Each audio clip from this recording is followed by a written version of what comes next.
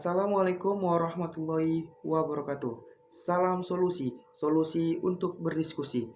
Nama saya Dava Ananda Lubis, NIM 0601232046. Saya dari jurusan Ilmu Perpustakaan semester 2. Di video ini saya akan membahas tentang civil society.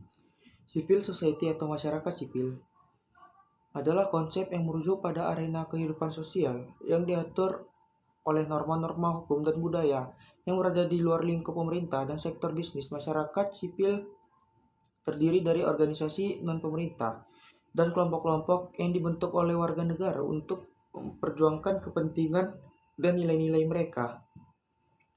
Komponen-komponen masyarakat sipil. Yang pertama itu organisasi non-pemerintah atau disebut NGO. Organisasi yang didirikan oleh individu atau kelompok tanpa keterlibatan pemerintah. Contohnya seperti Yayasan Lembaga Swadaya Masyarakat atau LSM dan kelompok advokasi. Yang kedua, gerakan sosial. Kelompok yang diorganisasikan secara longgar untuk mengajar perubahan sosial atau politik. Contohnya seperti gerakan hak asasi manusia, gerakan lingkungan, gerakan hak perempuan. Yang ketiga, komunitas dan kelompok lokal. Organisasi yang berbasis pada komunitas atau lingkungan lokal untuk mengatasi masalah spesifik. Contohnya itu kayak komite lingkungan, kelompok pemuda, dan asosiasi warga. Fungsi masyarakat sipil. Yang pertama itu advokasi dan pengawasan. Menyuarakan isu-isu penting dan mengawasi tindakan pemerintah serta sektor swasta.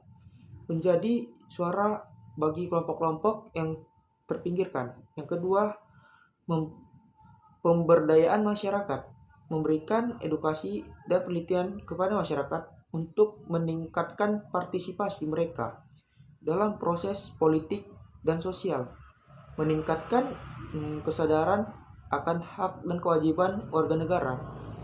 Yang ketiga itu pelayanan sosial, menyediakan layanan yang mungkin tidak dipenuhi oleh pemerintah seperti bantuan kemanusiaan, pendidikan non-formal, dan layanan kesehatan. Yang keempat itu pembangunan sosial, mendorong partisipasi masyarakat dalam membangun dan memperkuat kohesi sosial, memfasilitasi dialog dan kerjasama antara berbagai kelompok dan masyarakat. Tantangan yang dihadapi masyarakat sipil itu pertama pembatasan dan pemerintah. Beberapa pemerintah mungkin memperlakukan undang-undang atau kebijakan yang membatasi kegiatan NGO dan organisasi masyarakat sipil lainnya. Pembatasan kebebasan berekspresi dan berkumpul.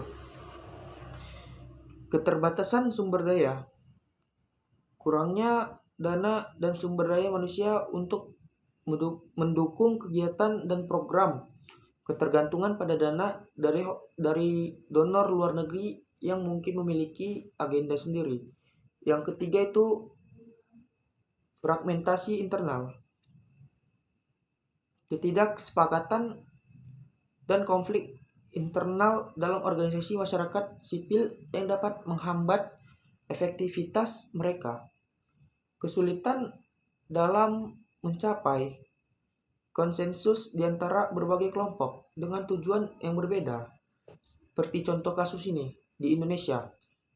Di Indonesia, masyarakat sipil memiliki peran penting dalam transisi demokrasi sejak era reformasi tahun 1998. Banyak NGO yang bekerja di berbagai bidang seperti hak asasi manusia, anti korupsi, lingkungan, dan pendidikan. Yang contoh kedua di Mesir. Di Mesir, masyarakat sipil menghadapi tantangan besar, terutama setelah revolusi 2011. Pemerintah dalam memperlakukan undang-undang yang ketat terhadap NGO dan aktivis. Meskipun demikian, organisasi masyarakat sipil tentang berjuang untuk hak-hak dasar dan kebebasannya. Dari yang saya simpulkan dari civil society memainkan peran vital dalam membentuk masyarakat yang lebih adil, demokrasi, dan inklusif. Meskipun menghadapi banyak tantangan, kekuatan dari ketahanan masyarakat sipil terus menjadi harapan bagi perubahan positif di berbagai belahan dunia. Sekianlah hasil video saya, bila ada kekurangan atau kesalahan mohon dimaafkan. Wabillahi taufiq wal hidayah. Wassalamualaikum warahmatullahi wabarakatuh.